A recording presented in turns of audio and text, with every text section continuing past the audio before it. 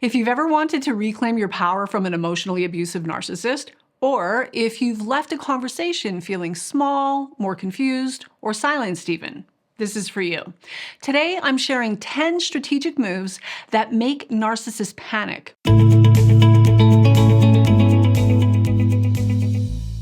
To start, I'm going to show you how to reclaim your power by letting the narcissist know you're onto them. Don't tell them, show them, with your attitude, your standards, and your energy. Let your facial expression, the standards you hold, and the energy you carry do your talking for you. For example, you walk into the room, meet their gaze, and simply smile. No words needed. Suddenly, they know you're not buying the act anymore. Done right, you're letting them know that you see through them. And when they realize that you see through them, that you know what's behind the mask, how phony, toxic, and inadequate they actually are, how fragile their ego and false self really are, and how fake their bravado and endless victim story is, it's game over. And that alone can make a narcissist panic. Try this next time you see them. Just hold your head high and keep your energy neutral, no matter what they say. Just watch how they react. And this ties directly into our next vitally important point. If you want to stop giving your power away, learn to remain completely non-reactive. If you want to make a narcissist panic, whatever you do not react. And what I mean by this is refuse to acknowledge their attempts to bait and provoke you, hook your attention, and get a rise out of you. Don't give them an emotional reaction. Don't engage, respond, argue, or defend yourself. Simply refuse to fight back.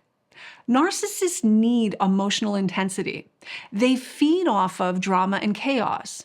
They need your reactivity to feel alive and important, which is why they work so hard to trigger it. This is how they remind themselves of just how special and superior and important they are. In addition, they especially need to target someone whom they can project onto. And what do they project? Well, all of their deeply buried guilt, shame, and self-loathing, their own destructive attitudes, behavior, and relationship crimes. When you refuse to engage, when you refuse to fight back, when all of their cheap shots, hurtful criticism, personal attacks, and full-blown projections, meaning all of their deeply buried shadow self that they carry subconsciously, again, their own guilt, shame, and self-loathing, when they're dumping all of their crap onto you, and all of it is met with a flat, unemotional, non-reactivity, a complete blank stare, poker face if you will, watch how quickly they lose steam. Picture this.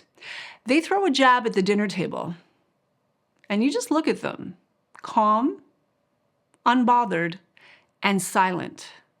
Not weak. You're not rolling over. You're simply not taking the bait. You're not playing. Watch how fast they become uncomfortable. This is how you flip the script. When you hold this posture, their nonsense has nowhere to land. They aren't getting their hit of narcissistic supply. No emotion, no energy means no supply. And when you do this and their attacks and projections don't land, you don't take on any of their stuff, they literally cannot unburden themselves of the heavy load they carry. And let's be clear, it's their load to carry. It's not your stuff. And it's certainly not your responsibility to bear the brunt of it. So, if you must say something, keep it calm and neutral. Like, for example, I understand. Here's the thing. You don't get to take your pain out on me anymore. And silence. Nothing more. That's not a reaction. That's a very clear boundary. Remember, narcissists need a chosen target, a human dumping ground, for the express purpose of unburdening themselves of their deeply buried disowned shadow. All the stuff they carry subconsciously that they cannot own, acknowledge, or accept about themselves. All of this will be projected onto you if you allow it. When you refuse to react, refuse to get into the ring, or roll around in the mud with them, when you stay completely flatline and non-emotional, their attacks have nowhere to land. They don't get to feel the relief that comes with dumping their baggage on you. The result of this level of detached self-control and emotional maturity on your part is precisely how the narcissist learns the extent to which they are powerless over you. And nothing will drive a narcissist crazy, nothing will cause a narcissist to panic faster than realizing they're powerless over you. Powerless to manipulate you, to affect you, to control you. Completely and utterly powerless. That leads us on to the next strategy, number 3, radical honesty. Now, although it's not always appropriate, or smart for that matter, to show your hand when you're dealing with a narcissist, the truth is, few things will cause a narcissist to panic faster than the truth. Cold hard facts, baby. Being brutally honest to a fault. Trust me, I grew up surrounded by and at the mercy of people like this. I dated a number of them in my past life and even worked with a few in my previous career. And I can tell you, looking back, the thing about me that bothered them the most was my penchant for the truth. My tendency to speak my mind and call it as it is. It was fine for them to say whatever they wanted to, but nobody else gets to speak up or speak out. At least not the family scapegoat. But here's a fun fact. The truth has a vibrational frequency 1,000 times more powerful than any lie. That's why the truth wins. Every time. Maybe not immediately, but in the end, you can count on it. And those of us who live by this standard and carry this level of honesty are highly disruptive and disturbing for the destructive narcissist. Which is why so many empaths are targeted to the degree that we have been. Even when we don't open our mouths, they can't quite put their finger on it, but something about us makes them very uncomfortable. It's the rays of truth in our field. Maybe not consciously, but on some level, they sense that frequency and they don't like it. It threatens to expose them and all the lies they live by. Ever notice how when you calmly state the truth, they suddenly get flustered, angry, or defensive? Depending on the situation, they may even disappear from the conversation. So, learn to use radical honesty to your advantage. The thing is, narcissists are so comfortable with lies and deception that this level of honesty is completely foreign to them. And it causes them to squirm in ways that can be fascinating to watch. Preferably from a distance. Remember, only use radical honesty when it's safe. Never put yourself at risk just to prove a point. Narcissists are so used to lies and manipulation that honesty is like kryptonite. When you stop feeding them what they want to hear and calmly state the facts, they often disappear. And that's a win for you. Can you imagine something as simple as the truth being that kind of powerful? A mentor of mine used to say the truth is always good enough. Words I live by. Next, I'm going to show you the exact thing that will keep you grounded in your power while you watch the narcissist wobble for a change. It's indifference. Treating a narcissist with complete and utter indifference will not only cause them to panic, it may even drive them absolutely mad. Narcissists feel entitled to treat others with unprovoked and unwarranted contempt and disdain. But when the tables turn, they're often completely destabilized. They can't figure it out. It's a classic double standard. Rules for thee, but not for me. They feel entitled to treat others terribly. But the moment they realize their existence means nothing to you, you don't answer their text, you don't react to their drama, you're completely and utterly indifferent to their presence, or whatever else it is they think they bring to the table, they spiral. Ever ignored a narcissist's manipulative text only to have them blow up your phone with even more desperate messages? That's the power of indifference. It's your shield. It protects your peace, and it's one thing a narcissist cannot stand. And this ties directly into our next point, number 5, rejection. Don't be fooled by the false persona. The mask. Although they hide it well, the majority of narcissists have a deep fear of rejection and abandonment. Now, while they might appear to be very confident and on the surface come off as having a strong sense of self-worth and self-esteem, this, more often than not, is just an act, a facade. Underneath their false bravado is a fragile, insecure, and immature ego that needs constant bolstering. And few things can shatter their false confidence like rejecting them. When you show a narcissist that their opinion has zero sway over you, for example, they try to bait you with toxic gossip and you just shrug and change the subject.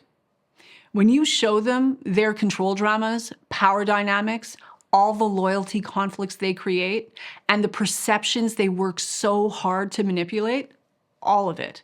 When you show them that you could care less, you are completely unaffected, not the slightest bit interested, impressed, or bothered in any way, they know full well they're being rejected, and that blows their mind. They have no idea how to handle that. Ever had a narcissist try to stir up drama and you just yawn and walk away? That's rejection in action. And it's the one thing a narcissist's ego cannot handle because it exposes just how fragile and insecure they really are. Now, comment below and let me know whether or not you'll be using any of these strategies to turn the tables and permanently change the game with the narcissist in your life. Let me know in the comments section below. And if you'd like to learn more about the possibility of working with me in one of my coaching programs, there's a link in the description below this video where you can apply to see if you qualify for a free one-on-one consultation with either myself or a member of my team. And this brings us on to our next point, exposure. The threat of exposure is terrifying for a narcissist, and it's not as hard as you might think. All you have to do is calmly put them on the spot in front of others. Now, this takes courage, so only do it if you feel safe and strong, but assuming you're feeling relatively bulletproof, putting the narcissist on the hot seat, especially in front of others, can be very effective. For example, if they start gossiping, you can simply say, "Yeah, that's none of my business." Or, "That sounds like a personal problem. Perhaps you should keep that to yourself." And then nothing more. You've highlighted their shitty behavior for what it is. There's nothing more to say. Or, if they're being passive-aggressive, call it out. "Did you just roll your eyes at me?" Interesting. Good to know. And then silence. No matter what they say, stay calm. Sometimes just a subtle smile is all it takes to have them unravel in front of everyone. You can also ask them a direct question in front of others that they can't answer without exposing themselves. Works like a charm. But remember, only use this strategy if you feel safe. Never put yourself or anyone else at risk. Sometimes the best exposure is quiet, calm, and subtle while you withdraw over time. This leads us on to number 7, unfavorable comparisons. No one suffers from comparisonitis more than a narcissist. Life for them is a non-stop competition. They must come out on top no matter the cost. They'll even compete with their own children, stepchildren, nieces or nephews. And they'll do this in a desperate attempt to shore up their fragile sense of self and the false image they work so hard to convince you and everyone else is the truth of who they are. Ever seen a narcissist clam up and pout at a family function when someone else gets praised? I once watched my father's sister choke, literally, as she caught herself struggling to tell a story, but realized it included someone singing my praises. So she stopped, mid-sentence. I watched as she quite literally choked on her words. Midstream, she had realized it would mean passing on a compliment to me. And she just could not do it. That was right around the time of my own awakening, and I can tell you it was a lot of information for me. To a narcissist, their value and self-worth is directly tied to external factors, such as physical appearance, social status, authority, possessions, who they know, and what they, their partner, and/or their offspring do for a living. This kind of self-worth is fragile because it's always dependent on external validation and constant competition. In other words, narcissists can only feel good about themselves when they compare themselves to others and feel superior as a result. Unfavorable comparisons will always expose just how fragile their ego really is. And watching them scramble to recover can be eye-opening. They have a really difficult time coping when the comparison is not in their favor, or they come up short and are seen as inferior in some way. So all you have to do is shine a light on the unfavorable comparison and then sit back and let the narcissist do the rest. Remember, a fundamental narcissistic trait is viewing themselves as superior, above others, and therefore entitled to special treatment, privileges, or favor as a result. When reality contradicts this view, a narcissist will scramble as their ego defenses go into maximum overdrive. They'll try to minimize or ignore the situation, discredit or attack their perceived rival, or find a way to boost their status in a desperate attempt to win the game of one-upmanship. If you've ever watched this play out, you know just how pathetic it can be. Which leads us to the next point. Ignore them completely.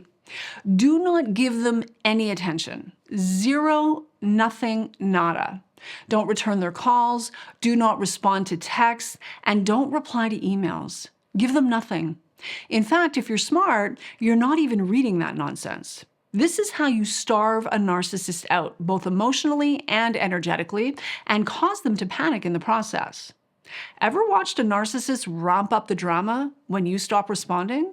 That's their panic showing. They cannot stand being ignored.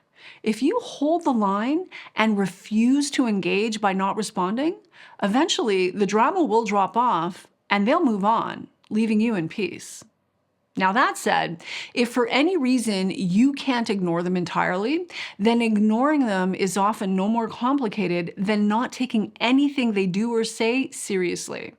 You simply maintain a whatever attitude, and you don't so much as bat an eyelash in response to the drama, the chaos, the bullying, the toxicity, or the idle threats.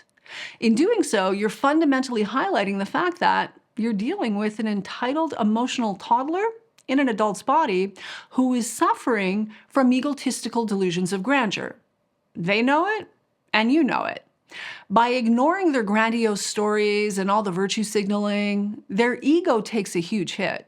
They aren't succeeding in manipulating and controlling you or your perception, and therefore they lose, which leads us straight into my favorite strategic move. Number 9, get happy.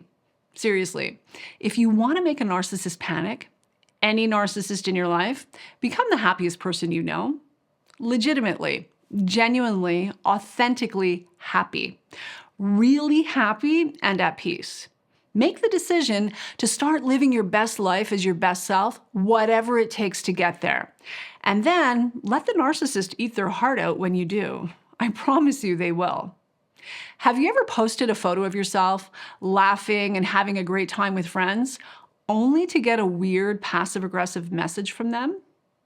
That's when you know you're winning. I had an ex leave a not-so passive-aggressive dig in the comment section here on YouTube. It was shortly after he learned that I was very happily married and living in Mexico. Jealous much?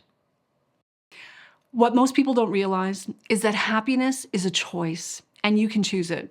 Now, admittedly, this may take some work on your part, especially if you've been narcissistically abused and you have yet to begin your healing and recovery work. But I promise you this, if you take the focus off of the narcissist and instead pour all of your time, energy, attention, and resources into focusing on your own healing and recovery, you can become the happiest, healthiest person you know. How do I know? because I've done it, and I help others do it every day. And here's what I know for sure. When you are busy living a good life, genuinely happy, seriously productive, thriving, feeling good, doing well, minding your own business, just doing your thing, and the narcissist can see, even from a distance, just how good life has become for you without them in it.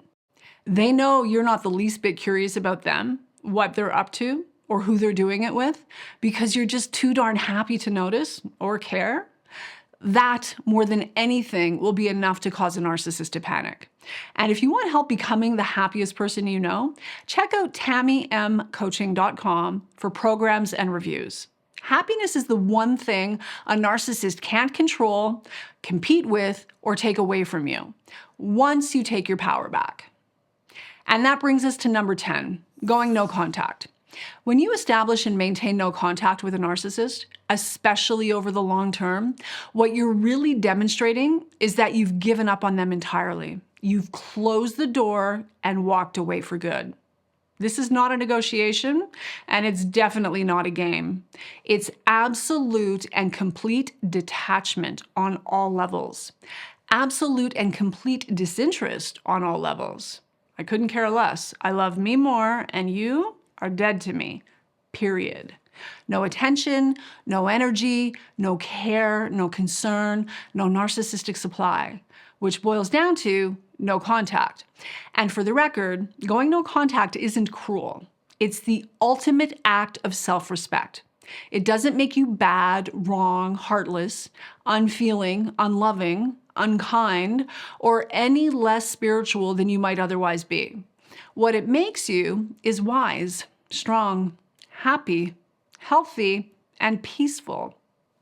All good things.